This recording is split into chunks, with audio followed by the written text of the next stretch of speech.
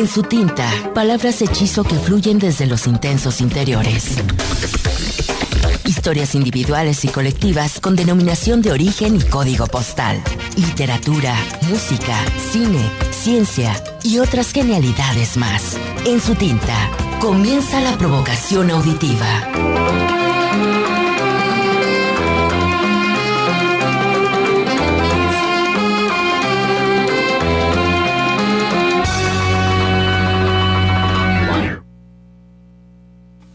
Qué hilo tan fino, qué delgado junco de acero fiel nos une y nos separa con España presente en el recuerdo, con México presente en la esperanza. Repite el mar sus cóncavos azules, repite el cielo sus tranquilas aguas, y entre el cielo y el mar ensayan vuelos de análoga ambición nuestras miradas. España que perdimos, no nos pierdas. Guárdanos en tu frente derrumbada, conserva en tu costado el hueco vivo de nuestra ausencia amarga. Que un día volveremos, más veloces, sobre la densa y poderosa espada de este mar, con los brazos ondeantes y el latido del mar en la garganta. Así escribió el poeta Pedro Garfias, el poeta español, a raíz de su exilio hace 80 años, en que salieron casi 20,000 españoles de valga la redundancia, de España, y fueron acogidos en México por el gobierno en ese entonces de Lázaro Cárdenas del Río. Y bueno, precisamente porque hoy es 13 de junio y precisamente porque hace 80 años el barco Sinayá tocó las tierras de Veracruz, Puerto, y entonces, bueno, pues comenzó esta migración de españoles en México, es que está con nosotros felizmente la doctora Aurelia Valero Pie. Ella es investigadora de la Unidad de Investigación sobre Representaciones Culturales y Sociales de la Coordinación de Humanidades de la UNAM, donde desarrolla la línea Historia Intelectual. Es también licenciada en Filosofía por la Universidad de París y allí mismo en París obtuvo maestría en Historia de la Filosofía y Filosofía Contemporánea. Igualmente, pues ella mereció por su trabajo el premio de la Academia Mexicana de Ciencias a las mejores tesis de doctorado en Ciencias Sociales y Humanidades, y en la misma categoría el premio Francisco Javier Clavijero en Historia y Etohistoria, que otorga el INA. Su trabajo de titulación, como decíamos, recibió precisamente el título de doctora por el Colegio de México, además de haber participado como docente en diversos talleres y programas de especialización, y ha impartido cursos de licenciatura y de maestría en Historia en la Universidad Iberoamericana, en la Facultad de Filosofía y Letras de la UNAM y en la Escuela Nacional de Estudios Superiores con sede en Morelia, donde ella precisamente radica. ¿Qué tal, doctora? Muy buenos días, ¿cómo estás? Antonio, muchísimas gracias por tu invitación y muchas gracias por la iniciativa de conmemorar aquí en tu programa un día en donde se conmemora un hecho trágico para miles de personas que se vieron obligadas a dejar su patria de origen, y un hecho que da un motivo de gran orgullo para los mexicanos, al haber sabido recibir con gran solidaridad a este grupo de personas que, como pues nos recuerdas tú, fue exactamente un 13 de junio en el puerto de Veracruz, donde arribó el primer grupo de exiliados. En ese momento eran cerca de 6,000, y con el paso de los años llegaron hasta los 20,000 que tú decías hace un instante. Fue probablemente uno de los momentos que se deben de recordar sobre la política exterior mexicana, en donde desde luego la figura del presidente Cárdenas fue fundamental, ¿no? Fue por su iniciativa que se apoyó al gobierno republicano español, y fue por su iniciativa que ese grupo pudo llegar hasta nuestras costas. Precisamente estás acá por este interés tuyo de ahondar, ¿no?, en los estudios, digamos, formales sobre los significados que ha tenido a lo largo de estas 8 décadas, ¿no? Este reencuentro por decirlo de alguna manera, ¿no? Entre España y México, que ha tenido diversos momentos y diversas situaciones entre estos dos países que creo que somos muy hermanos, pero también a veces como que los hermanos que no se quieren mucho. En fin, ahorita hablaremos un poco de eso, pero 80 años después, ¿qué podemos leer todavía del exilio español? 80 años después, muchas de nuestras instituciones llevan la marca de los exiliados que llegaron, en esos años, finales de los años 30, y años 40. Probablemente no hay una sola institución de educación superior en México que no lleve en una de sus aulas o cátedras o premios el nombre de uno de estos refugiados españoles. Ya sea, por ejemplo, el Colegio de México probablemente es una de las instituciones más representativas de este momento, puesto que se creó en un inicio para recibir a los refugiados españoles. En ese momento se llamaba la Casa de España y fue unos pocos años después que cambió su nombre al Colegio de México, pero lo mismo se puede decir de la UNAM, en donde antropólogos, historiadores, filósofos desde luego y muchos científicos fueron quienes dieron un impulso a un desarrollo educativo que en ese momento ya había avanzado, ya estaba en crecimiento y apoyaron de manera sustantiva.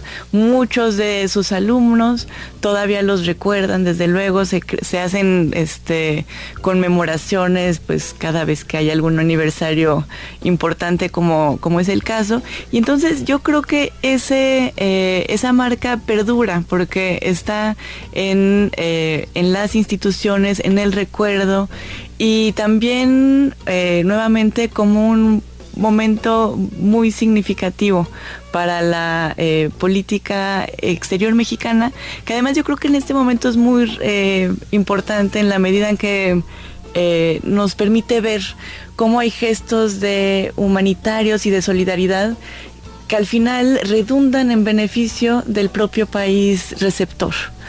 Exacto. Ayer, es que esta semana y la anterior, pues el tema sin duda ha sido el tema migración, ¿no? Por diferentes circunstancias, sobre todo porque Donald Trump, ¿no? Nos ha impuesto ahí nos ha puesto contra la pared en algún sentido, ¿no? Y el presidente precisamente de la Cámara de Diputados, Porfirio Muñoz Ledo, ¿no? Decía, el derecho a migrar es un derecho humano prácticamente, es un derecho de todos.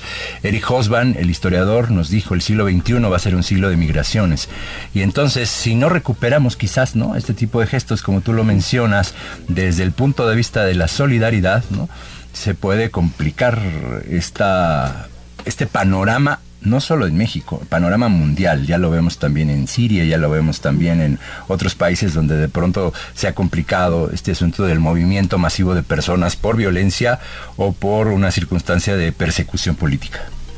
Hay una diferencia importante, me parece, que distingue mucho el exilio republicano español, y es que las personas que llegaron se encontraban en el sector mejor cualificado de la España de medio siglo. Entonces llegaron desde luego un pequeño grupo de intelectuales con el que incluso se llegó a identificar ese exilio, pese a que solo eran como un centenar de personas, pero había técnicos, profesionistas, realmente era la España mejor educada del momento, los que llegaron a México, y se insertaron relativamente con facilidad en México, para lo cual además se crearon instituciones, se crearon escuelas, se crearon ciertas cooperativas, por ejemplo, agrícolas, para que ellos se pudieran instalar y contribuir al país que les prestaba cobijo. En el caso que vemos ahora de Centroamérica, desde luego es una población mucho más precarizada, mucho más violentada, que llegan en situaciones tremendas. Entonces, uno pensaría que con mayor razón una política humanitaria, en donde además se contemplen los factores que promueven su desplazamiento y no simplemente las condiciones para parar o no ese flujo migratorio son fundamentales, pero otra vez sí coincido totalmente en que debemos regresar a ese tipo de política exterior que además le dio a México un prestigio en el siglo XX, claro, que no ha tenido paralelo en años recientes. Vamos a hacer una muy breve pausa de un par de minutitos y regresamos precisamente porque quiero tocar el tema de quiénes llegaron y cómo llegaron, ¿no? Y qué hicieron por acá y sobre todo cuál fue la visión, en algunos casos también, tanto positiva como negativa, de quienes recibieron a los migrantes. Hacemos una pausa en Su Tinta. En Su Tinta, certezas que se originan en lugares ignotos de la imaginación.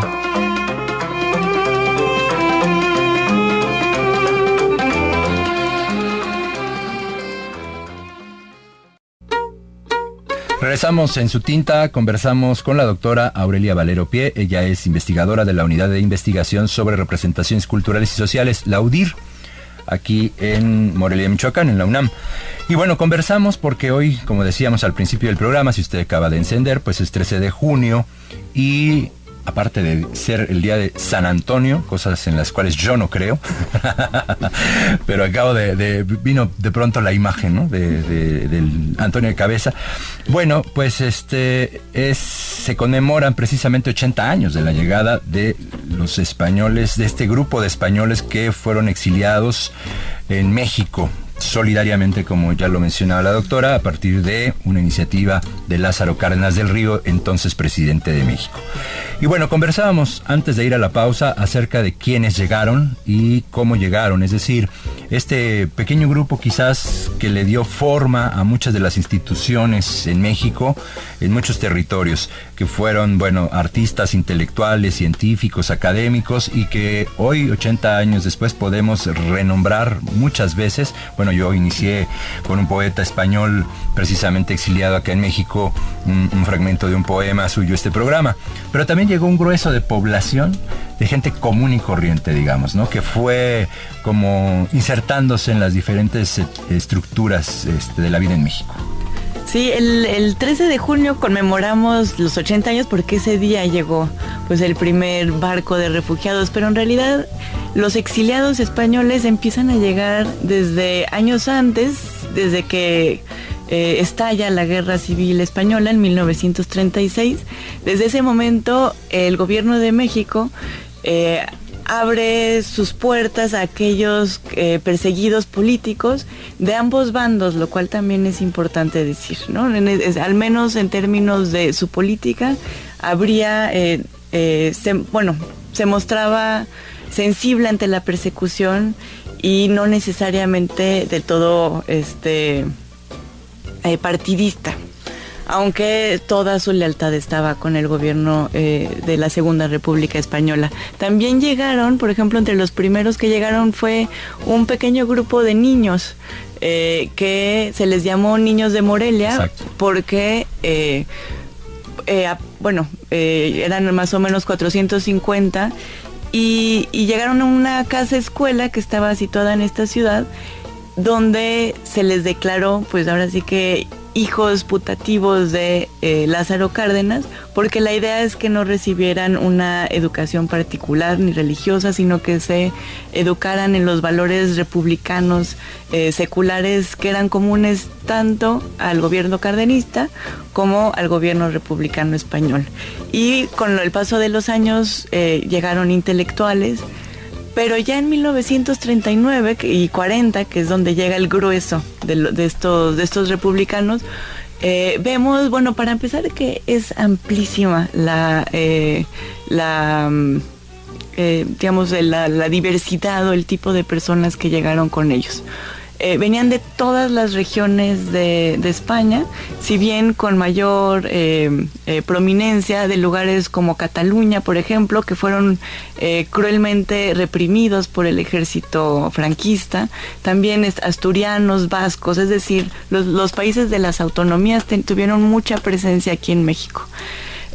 Llegó un grupo importante de como mencionabas, de intelectuales, porque ellos son además pues los que llenaron las páginas de los periódicos, de los que se les recibió, se les escuchó en conferencias, publicaron libros, y junto a ellos pues miles de personas que se dedicaban a actividades comunes y corrientes, que eran ingenieros, arquitectos, técnicos, agricultores también había. Hubo muchos maestros también que se dispersaron, y la idea originalmente es que se distribuyeran a todo lo largo y ancho de la República Mexicana, lo cual no siempre se logró, porque desde luego no había las condiciones para que pudieran instalarse y desarrollar sus actividades. Hay historias épicas, ¿no? De gente que las mandaban prácticamente al desierto a instalar una cooperativa donde iban a desarrollar ciertos tipos de cultivos, y que fracasaban rotundamente porque pues no había métodos de irrigación, porque estaban realmente en medio de la nada, y en cambio otras que fueron exitosísimas, ¿no? En particular la Ciudad de México les prestó condiciones muy propicias para hacer todo eso, y por eso se decía que habían llegado hordas de españoles, ¿no? Parecía que eran miles de millones, pero en realidad no. Lo que pasa es que era muy visible su presencia, contrastaba mucho con ese momento en México en donde las mujeres iban de faldas largas, y ellas, las mujeres españolas hablaban fuerte, con las faldas a los tobillos, por ejemplo. Entonces era muy visible su presencia, y también se agradeció en todos los ámbitos a donde llegaron, sin que ello significara que se les recibiera uniformemente, digamos, sin reticencias. Hubo muchos medios que ofrecieron resistencia a su llegada. Claro, esto que comentábamos en la pausa, de pronto algunos medios de comunicación y algunos sectores, ¿no?, de la población, esto lo miraron como algo negativo, en el sentido de que, 100 años antes habíamos tenido la guerra de independencia, durante 100 años, digamos, ¿no?, que el nacionalismo mexicano se había instalado, toda esta construcción de nuestro imaginario colectivo, incluso hasta sentimental, y entonces era como decir, ahí vienen otra vez, ¿no? Y en ahí vienen otra vez también estigmatizados quizás, como ya lo mencionaste, vía la República, y por esta guerra civil, ¿no? Como los identificados quizás como los rojos, ¿no? Se trajo Lázaro Cárdenas del Río a los rojos acá. Entonces, se van a comer nuestros niños, como siempre han sido identificados como los rojos, ¿no? Había, yo creo que así como 3 principales estigmas que tenían estos españoles que llegaron. Una, la del clásico gachupín, ¿no? Los que vienen a hacer la América y nada más van a tomar ventajas de la población local. El segundo era, como tú dices, la de los rojos, ¿no? Que eran quema iglesias y come santos, y iban a llenar a México de una influencia perversa o maligna. Y la tercera, de que eran unos privilegiados, ¿no? Porque se les daban cosas que los mexicanos no tenían. Por ejemplo, el hecho de que recibieran sueldos de tiempo completo en la Universidad Nacional, cuando en ese momento el profesor mexicano se le pagaba por horas y siempre tenía que complementar su ingreso a partir de otro tipo de actividades. Pero yo creo que justamente el hecho de haberse asociado con una especie de exilio intelectual contribuyó a mitigar estos tres estigmas que digamos. Por ejemplo, el primero, quedó clarísimo que estos españoles no venían a hacer la América, no venían simplemente a enriquecerse, a explotar a la población local, sino que se dedicaron, sacrificaron su vida y vivieron en condiciones de una austeridad que aún hoy nos sorprende, ¿no? Vemos historias de estos profesores que en realidad vivieron solo tenían un traje, ¿no?, con el que iban todos los días a dar clase, que se adaptaban realmente a salarios muy modestos, y en donde además no paraban de trabajar. Es impresionante. Vemos por ejemplo, la trayectoria de vida de cualquiera de estos exiliados, bueno, digamos, de los intelectuales. Y en un año escribían libros y daban cursos y se movían por toda la República dando conferencias, escribían reseñas. Bueno, era una cosa impresionante. Entonces, bueno, ahí ayudó mucho a que esta imagen del gachupín se fuera difuminando. En cuanto a la idea de que eran rojos, pues eso también hubo que trabajar para mostrar que en realidad venían de un amplísimo espectro político que iba realmente desde el centro derecha hasta la extrema izquierda. Eran gente que se asociaba o que se sentía cercana a un ideario liberal, ¿no? No neoliberal, eso es muy importante, sino liberal, pero en donde había católicos, republicanos y desde luego comunistas. Pero si hubiera que hacer como un corte, en realidad los comunistas eran una minoría entre ese amplio grupo. A todos los unía su rechazo al franquismo y en general a los totalitarismos que en ese momento crecían y que muy pronto pues el resto de Europa iba a ver durante la Segunda Guerra Mundial. Y por último, el tercero, el del privilegio, pues se ve, bueno, creo que quedó claro que no fue así, que en realidad llegaron en condiciones, digamos, se les ayudó a instalarse, pero a partir de ahí cada uno tuvo que hacer muchísimo de su trabajo, recibieron apoyo de ciertas asociaciones, pero que a su vez estaban financiadas por el gobierno español. Entonces, la carga para el país fue mínima y en cambio los beneficios de verdad hasta el día de hoy nos acompañan. Esta posibilidad de enlazar conocimientos, pensamientos, ¿no? Este sincretismo que se da y se siguió dando, ¿no? Durante el siglo XX con la llegada de los españoles a México. Ayer precisamente en la capital del país, ¿no? En la Ciudad de México se presentó una aplicación que es como el mapa geográfico de los españoles en México y me parece, ¿no? Vi la nota en el Universal hace rato, que mediante esa aplicación uno puede incluso encontrar no solo el mapeo de dónde se encuentran los grupos de españoles a lo largo y ancho del país, sino también incluso me parece que uno puede ingresar nombres y apellidos y poder establecer vínculos, ¿no? Lo cual... Mira, no lo sabía y me encanta. En algún momento se llegó a decir que sobre el exilio republicano español se sabía todo, ¿no? Porque se había estudiado tanto, había causado tanta pasión que hasta los últimos vericuetos habían sido explorados, lo cual es falso y lo vemos, bueno, ahora por este tipo de nuevas formas de conocerlo y porque realmente cada vez se van matizando, van apareciendo nuevas fuentes y sobre todo creo que hay un nuevo interés por conocer qué es lo que el español de a pie logró y cómo se instaló en México, ¿no? Porque la mayoría de los estudios desde luego estaban enfocados en ese centenar de artistas, literatos, intelectuales en general y sobre el resto se sabe poco. Entonces creo que es pues sí, lo que las nuevas tecnologías nos permiten es maravilloso.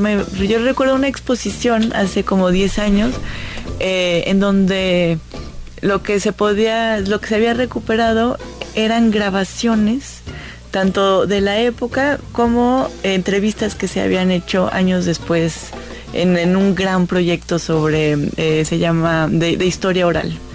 Y era maravilloso escuchar a estas personas hablar sobre cómo a su desembarco en Veracruz habían encontrado a miles de personas esperándolos, ¿no? Con grandes carteles de España republicana, México te saluda, y sobre todo tomando en cuenta que muchos de ellos venían de campos de internamiento en Francia, donde habían vivido hacinados, pues con hambre, con mucho miedo y en condiciones precarias.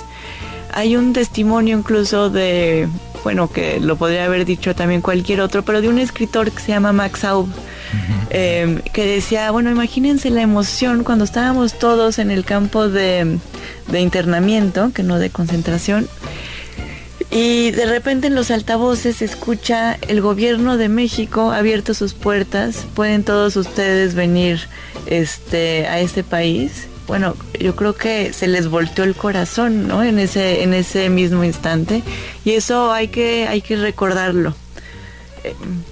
Sí, eso precisamente era un poco como lo que yo te quería preguntar ya casi para finalizar esta charla, sobre todo pensando en los jóvenes, ¿no? Estos jóvenes tan estigmatizados, ¿no? Millennials, centennials, ninis, etcétera. ¿Cuál sería la reflexión pensando en ellos sobre esta recuperación de este aniversario de estos 80 años de la llegada de los refugiados españoles a México? Pues mira, creo que es importante saber, qué significa para nosotros, o qué podría significar, por ejemplo, un mundo sin fronteras, ¿no? Donde justamente la libre circulación, la búsqueda de oportunidades, donde hay esperanzas sobre un futuro mejor. A mí lo que envidio mucho, por ejemplo, de la generación de mis padres y la generación de estos exiliados que llegaron, es que era una población llena de esperanza. Realmente creía que iba a llegar el momento en que la justicia y la igualdad entre los hombres se instaurara. Y para nosotros ya es muy difícil pensarlo, pero creo que este tipo de ejemplos nos ayuda a hacer nuestros esos sueños, a hacer nuestros esas esperanzas. Y también creo que es muy importante que nosotros, digamos, pues profesores como yo, aprendamos a transmitir este tipo no sé si de experiencias o de conocimiento. A veces nos quejamos, ¿no? De que, claro, ya los jóvenes no se acuerdan, no se interesa, pero no creo que sea tanto un problema de ellos como de nosotros, que no hemos sabido transmitir la importancia, y por eso también tecnologías o programas como el que mencionabas hace un momento, o sea, creo que son fantásticos, ¿no? Para que sepamos que este legado no solo es de pues unos viejitos, ¿no? Que además algunos pues, todavía viven, sino que es de todos nosotros, de todas las generaciones. Pues muchas gracias por estar acá en esta mañana. Muchas gracias, Antonio. Encantada de platicar contigo. Bueno, pues despedimos a la doctora Aurelia Valero Pie, investigadora de la UDIR, aquí en Morelia, Michoacán. Muchas gracias por esta charla y sobre todo, ¿no? Pues estas reflexiones que sin duda, ¿no? Tenemos que integrarlas a nuestro cotidiano.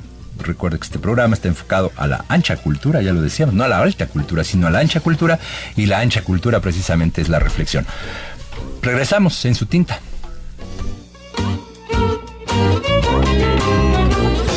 En Su Tinta, certezas que se originan en lugares ignotos de la imaginación.